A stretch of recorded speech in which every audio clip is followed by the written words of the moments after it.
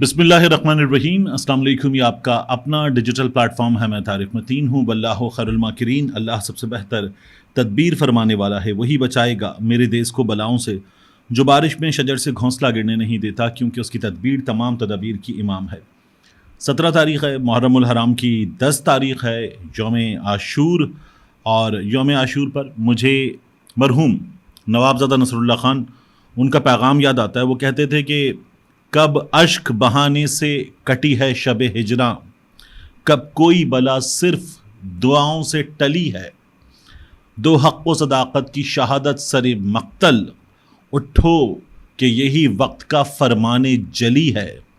हम राह रवे दश्ते बला रोज़े अज़ल से, और काफ़िला सालार हुसैन इब्न अली है। सलाम या हुसैन। तो आज ये अहम तरीन दिन, क़ुरबानी का दिन, हक़ के साथ खड़े होने का दिन, यजीदियत मुर्दाबाद कहने का दिन। तो इस दिन पर कुछ बहुत अहम तरीन ख़बरें हैं। सीधा चूँकि हम बात करते हैं ख़बरों की, उनका आगाज़ करते हैं। तलत हुसैन साहब के साथ क्या हुआ, तलत हुसैन साहब के शो के साथ क्या हुआ। तलत हुसैन साहब ने खुद एक अदद ट्वीट किया, और ट्वीट करके तलत हुसैन साहब ने माफ़ी मांगी। क्यों माफ़ी मांगी सैयद तलत हुसैन साहब ने, इसकी बात करेंगे। इसके अलावा इस्लामाबाद में सीनियर सहाफ़ी, उनके घर के दरवाजे पर आकर उनको जान से मारने की धमकियां, हिरासा किया गया।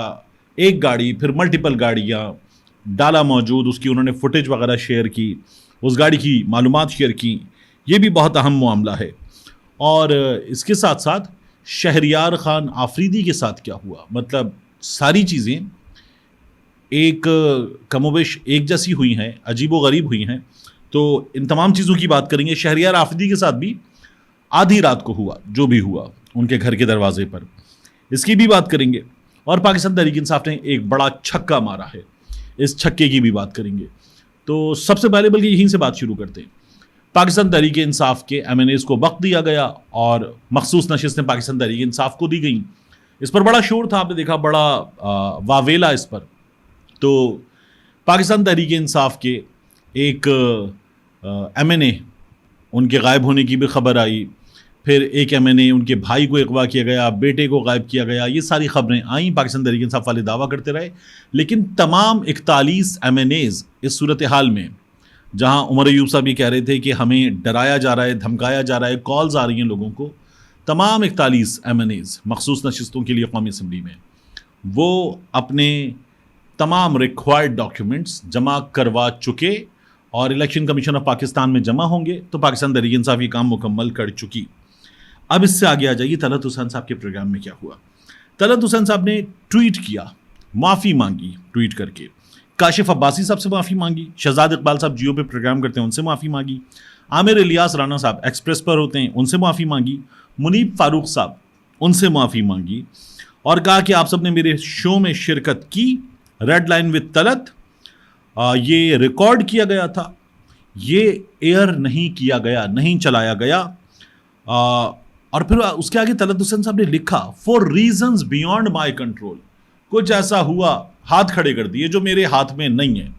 ये सैयद तलत हुसैन साहब ने कहा। मतलब पाकिस्तान में कई न्यूज़ चैनल्स का हेड तलत हुसैन साहब, ये वो बंदा है। ये पाकिस्तान में अपने नाम से, ब्रांडेड बंदे के नाम से शो होना, शायद ये तलत हुसैन साहब से पहले मुजाहिद बरेलवी साहब का था, फिर उसके बाद तलत हुसैन साहब। तो तलत हुसैन साहब वो बंदे हैं। और तलत हुसैन साहब जो हैं वो ये बता रहे हैं कि बियॉन्ड माई कंट्रोल। अब इसमें एक प्रॉब्लम है। प्रॉब्लम ये कि तलत हुसैन साहब अक्सर लोगों को कहते हैं, हिम्मत करें, बताएं, डरें मत, नाम लें, क्या कर रहे हैं। ये तलत हुसैन साहब करते हैं। और अब कह रहे हैं बियॉन्ड माई कंट्रोल। किधर बियॉन्ड माई कंट्रोल? देखिए, आप तो बड़ा मजाक उड़ा रहे थे, बुरा, बहुत बुरी हरकत की थी कि मेरी मालूमात ये हैं, इमरान रियाज खान उसके साथ गया जिसको जानता था, हाथ मिलाया था। ये आप बता रहे थे। क्या हुआ? Beyond my control. बस। तो हुआ क्या? शहबाज गिल साहब ने इनके साथ क्या किया? शहबाज गिल साहब गिरफ्तार हुए। शहबाज गिल साहब फिर उसके बाद हमने देखा कि वो बेचारे वापस उस जगह जाने से बचे, हॉस्पिटल भी पहुंचते थे। शहबाज गिल साहब सांस की तकलीफ का भी इज़हार करते थे। हम बड़े कर्ब की कैफियत में शहबाज गिल साहब को देख रहे थे। शौकत बसर साहब ने एक बार बताया था, پیٹھ لال تھی شہباز گل کی. سوشل میڈیا پہ بڑا چلتا ہے کہ بڑا تشدد ہوا. شہباز گل صاحب نے خود بتایا کہ ان کے جسم کے نازک حصوں پر کرنٹ لگایا گیا تھا. تو شہباز گل صاحب جو ہیں ان کے بارے میں طلعت حسین صاحب نے ایک بار کہا تھا کہ طوطے کی طرح بول رہا تھا, طوطے کی طرح. اب شہباز گل صاحب آئے, جب طلعت حسین صاحب نے کہا بیونڈ مائی کنٹرول, تو شہباز گل صاحب آئے, انہوں نے آ کے برابر کیا حساب. انہوں نے کہا شہباز گل طوطے کی طرح بول رہا ہے. او بے شرم آدمی, اگر غیرت ہے تو بتا نا کیوں بند ہے تیرا پروگرام.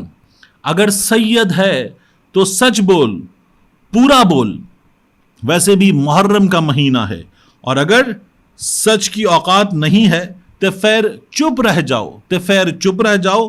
ریزنز بیونڈ مائی اوقات, ریزنز بیونڈ مائی اوقات. یہ مذاق اڑایا شہباز گل صاحب نے, جو طلعت صاحب نے کیا تھا. اب طلعت حسین صاحب کو واپس سود سمیت واپس کیا جا رہا ہے. اتنا ہی نہیں ہوا, عدیل راجہ جو ہیں وہ ارشد شریف کے, ان کی فیملی کے بعد سب سے قریبی آدمی, فیملی جتنے قریبی آدمی. عدیل راجہ نے ان کو یاد دلایا کہ جب ارشد شریف پر ڈاکیومنٹری اے آر وائی نے بنائی, نہیں چلا سکا تھا اے آر وائی, تو آپ کہہ رہے تھے ہمت کرو, نام لو, اے آر وائی نام لے, کس نے روکا ہے, ڈاکیومنٹری کس نے روکی ہے. یہ طلعت حسین صاحب کر رہے تھے. تو عدیل راجہ نے جو کہا, میں اس کو بول دیتا ہوں, غیر پارلیمانی لفظ اس کو کہا جاتا ہے لیکن بول دیتا ہوں میں. وہ کہتے ہیں ٹٹی صحافت کے اس پیروکار نے جب دیکھا 1 سال پہلے کہ اے آر وائی ارشد شریف شہید پر بنائی گئی ڈاکیومنٹری نہ چلا سکا, تو بولا تھا کہ جناب چینل نام لے, کس نے روکا, تو بتا اب بھائی کس نے روکا تیرا شو. یہاں ایک لفظ اور تھا, وہ کیا تھا عدیل راجہ صاحب نے لکھا ہے, تو میں وہ نہیں پڑھ رہا, لیکن انہوں نے بھی پوچھا کہ بتا بھائی اب تیرا شو کس نے روکا. یہاں تک کی کہانی جو ہے یہاں ختم نہیں ہوتی. طلعت حسین صاحب نے 4 نام لکھے نا, کہ کاشف عباسی صاحب تھے, منیب فاروق صاحب تھے, عامر الیاس رانا صاحب تھے, شہزاد صاحب تھے. میں نے یہ جو شرکا تھے ان میں سے ایک صاحب سے میں نے رابطہ کیا.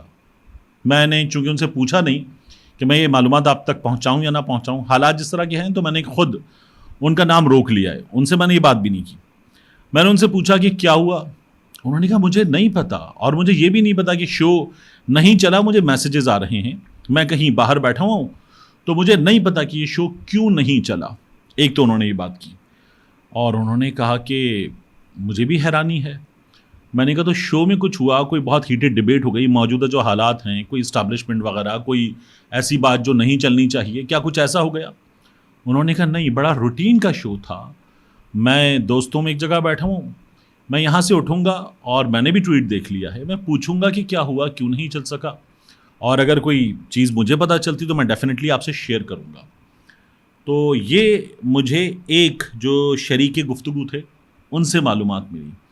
پھر میں نے ایک بہت اہم شخصیت کو, جن کو یہ معلومات ہو سکتی ہیں, کون ہے وہ چھوڑ دیتے ہیں, تو میں نے ان سے پوچھا. انہوں نے کہا کہ میرے پاس بے تحاشا میسیجز آ رہے ہیں, میں تھوڑی دیر کے لیے تمام رابطوں سے کٹ گیا تھا فار سم ریزن.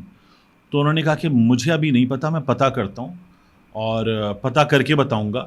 تو اس ویڈیو کا ایک حصہ آگے جا کر آئے گا, اگلی 2 سے 3 ویڈیوز میں کسی وقت, کہ یہ ہوا کیا تھا. یہ میں پتہ کروا رہا ہوں, یہ میں آپ کو بتاؤں گا کہ ہوا کیا تھا, تو کیوں نہیں چلا. طلعت حسین صاحب کہہ رہے ہیں نا بیونڈ مائی کنٹرول. لیکن یہ جو لوگ ہیں یہ تو صحافی ہیں, یہ حالات کی باریکی کو سمجھتے ہیں, نزاکت کو سمجھتے ہیں, تو یہ تمام کے تمام کیا بات کر لیتے. ان میں سے کسی نے کوئی ایسی بات ہوئی ہے جو کہیں کسی جگہ بتا دی کہ یہ بات ہوئی ہے شو میں, نہیں چلنا چاہیے, تو ممکن ہے ایسا کچھ ہوا ہو. لیکن میں نے جو ایک شریک گفتگو سے پوچھا بھی, تو انہوں نے کہا مجھے بھی نہیں پتا کہ کیا ہوا ہے, حیرانی ہے مجھے. تو یہ سب کچھ ہوا, تو بہرحال پتہ کریں گے اور انشاءاللہ آپ کو بتائیں گے کہ ہوا کیا ہے. اس کے بعد شکیل قرار صاحب, اسلام آباد میں سینئر صحافی ہیں شکیل قرار صاحب, اسلام آباد پریس کلب کے پریزیڈنٹ رہ چکے ہیں. انہوں نے ٹویٹر پہ بتایا کہ مجھے ابھی میرے گھر کے سامنے آ کر ہراساں کرنے اور جان سے مارنے کی دھمکی دینے کی کوشش. اس کے بعد انہوں نے ایک ویڈیو لگائی, ایک گاڑی کا نمبر وغیرہ نظر آ رہا تھا. Ministry of information official government of Pakistan, وزارت اطلاعات, اس کو انہوں نے ٹیگ کیا, اسلام آباد پولیس کو ٹیگ کیا, اور اس کے بعد انہوں نے جو صحافیوں کی تنظیم ہے IFJ ایشیا پیسیفک, اس کو ٹیگ کیا. پھر انہوں نے مزید بتایا, سرکاری گاڑی کی تفصیلات بھی سامنے آ گئی ہیں, گاڑی سرکاری تھی, ڈالا تھا. تو انہوں نے کہا کالی داڑھی میں 30 سے 35 سال کا داڑھی والا شخص تھا جس نے اچانک میرے گھر کے سامنے کال کر کے 3-4 گاڑیوں میں دیگر لوگوں کو بھی بلا لیا. اب کوئی 5 کے قریب گاڑیاں آ گئی ان کے دروازے پر, اور مجھے میری فیملی کے سامنے مسلسل ہراساں کرتا رہا, دھمکیاں دیتا رہا. انہوں نے گاڑی کی ڈیٹیل دیں, یہاں پر شیئر کی, جو انہوں نے خود نکالی تھیں. تو یہ directorate general intelligence and investigation FBI, یہ جو ٹیکس کلیکٹ کرنے کا محکمہ ہے, اس کی گاڑی بتائی جا رہی ہے. اور 3rd floor immigration tower G81 اسلام آباد, یہ ان کا ایڈریس شکیل قرار صاحب نے ٹویٹر پہ ڈالا ہے. تو خوفناک ہے, پتہ کرنا چاہیے کہ کیا ہوا. ایک صحافی کو ایک محکمہ گھر کے دروازے پر آ کر دھمکیاں دے رہا ہے, جان سے مارنے کی دھمکیاں دے رہا ہے, ہراساں کر رہا ہے, فیملی کے سامنے کر رہا ہے, بچے ہوتے ہیں, خواتین ہوتی ہیں, وہاں کر رہا ہے. بہت ہی غلط ہے. محسن نقوی صاحب اور علی ناصر رضوی صاحب یہ کہتے ہیں کہ جی ہم نے بالکل بدل دیا, سب کچھ ٹھیک کر دیا. تو اس چیز کو ذرا پتہ کریں, ٹھیک کریں. یہ ابھی ٹھیک نہیں ہوا ہے, ایک بڑے صحافی کے ساتھ یہ ہوا ہے. اس سے پہلے پاکستان میں بہت کچھ ہو چکا ہے. تو اس چیز کو چیک کریں, ٹھیک کریں. یہ دس از ناٹ آن, تو یہ نہیں ہو سکتا, لیکن یہ ہو رہا ہے. تو یہ بھی بڑی عجیب و غریب سی چیز ہے. اس کے بعد شہریار آفریدی صاحب نے ٹویٹ کیا, اور ان سے پہلے پاکستان تحریک انصاف کے بعض لوگوں نے ہی ٹویٹ کیا تھا. شہریار آفریدی صاحب نے ٹویٹ کر کے بتایا کہ اسلام آباد police in 4 to 5 vehicles waiting outside my residence since more than an hour. 1 گھنٹے سے زیادہ ہو گیا اسلام آباد پولیس کی کچھ گاڑیاں میرے گھر کے دروازے کے باہر موجود ہیں, with a kid and asking for CCTV camera access. ایک بچے کے ساتھ آئے ہیں, CCTV کیمرہ کا ایکسیس مانگ رہے ہیں. وہ یہ کہتے ہیں it is ironic to the core at this hour. آدھی رات کو یہ لوگ پہنچ گئے. انہوں نے تصویریں وغیرہ لگائیں, ویڈیوز وغیرہ لگائیں کہ یہ کیوں پہنچ گئے ہیں. تو عجیب و غریب صورتحال ہے. اس صورتحال کا سدباب ہونا چاہیے. ہم یہ مطالبہ کر رہے ہوتے ہیں, ہمیں خود بھی ہنسی آتی ہے کہ ہمارے ہاں قانون نافذ کرنے والے ادارے خود یہ سب کچھ کر رہے ہیں. تو کیا کریں شکوہ, کس سے کریں یہ شکوہ. شہریار آفریدی بھی یہی بتا رہے ہیں, شکیل قرار بھی یہی بتا رہے ہیں. طلعت حسین صاحب کی کہانی بھی عجیب و غریب سی ہے. تو ان حالات میں ظاہر ہے کہ ایک عام شہری کہاں دیکھتا ہے, وہ دیکھتا ہے انصاف فراہم کرنے والوں کی طرف, عدالت کی طرف دیکھے گا, وہ پولیس والوں کی طرف دیکھے گا. اور وہی اگر قانون نافذ کرنے والے ادارے ڈرانے میں دھمکانے میں ملوث ہوں, اور جو چیف جسٹس صاحب ہیں وہ دیگر سرگرمیوں میں لوگ بتا رہے ہیں کہ وہ ایڈ ہاک ججز لا رہے ہیں, وہ دیگر چیزیں کر رہے ہیں, اور یہاں پر جہاں صحافیوں کی جان و مال کے تحفظ کا معاملہ آ جاتا ہے, تو عدالت کو دیکھنا چاہیے, ایکشن لینا چاہیے. اسلام آباد ہائی کورٹ دیکھیے اس معاملے کو. لیکن عجیب و غریب ہے, قابل مذمت ہے کہ ایک صحافی کو گھر کے دروازے پہ پہنچ کر, سینئر صحافی کو, بڑا نام ہے, گھر کے دروازے پہ پہنچ کر دھمکیاں مل رہی ہیں, جان سے مارنے کی دھمکیاں, ہراساں کیا جا رہا ہے فیملی کے ساتھ, عورتوں بچوں کے ساتھ. تو یہ تو کم از کم بالکل نہیں کیا جانا چاہیے. اور ظاہر ہے کہ یہ جب بھی ہوتا ہے قابل مذمت ہوتا ہے. ہمارے لوگ کہتے ہیں کہ اس کے نتیجے میں دیکھیں کیا ہوا, بندہ کہاں چلا گیا. یہ جو چیزیں ہیں ان کا اندازہ لوگوں کو ہے نہیں. یعنی کسی کو لے جایا جائے, اس کے بعد جو ہوتا ہے وہ تو ہوتا ہے جو ہوتا ہے. کسی کے گھر کے دروازے تک آیا جائے, وہاں پر بھی بندہ ظاہر ہے کہ پریشان ہو جاتا ہے, اور وہ پھر اس کے بعد آواز اٹھاتا ہے, اور یہ توقع کرتا ہے کہ اس کی پوری صحافی برادری اس کے ساتھ کھڑی ہوگی. ملتے ہیں انشاءاللہ آپ سے اگلی ویڈیو.